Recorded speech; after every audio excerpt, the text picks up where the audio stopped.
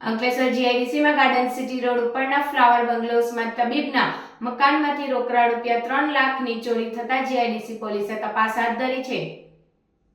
Police સૂત્રીય માહિતી મુજબ Ankleshwar જીઆઈડીસીમાં garden city road ઉપર આવેલ ફ્લાવર બંગલોઝમાં રહેતા યોગેશ પટેલ રુદ્રાક્ષ હોસ્પિટલમાં તબીબ તરીકે ફરજ બજાવે છે। તેઓ રોજ હોસ્પિટલનું કલેક્શન લઈ ઘરે જતા હતા। ગત તારીખ 18મી ઓગસ્ટના રોજ હોસ્પિટલનું અને મેડિકલ સ્ટોરનું કલેક્શન ₹3 લાખ બેગમાં મૂકીને ઘરે ગયા હતા। તેઓએ રોકડા રૂપિયા ભરેલ બેગ સોફા ઉપર મૂકી આગળનો દરવાજો બંધ કરી સૂઈ ગયા હતા અને પાછળનો દરવાજો ખુલ્લો રહી ગયો હતો।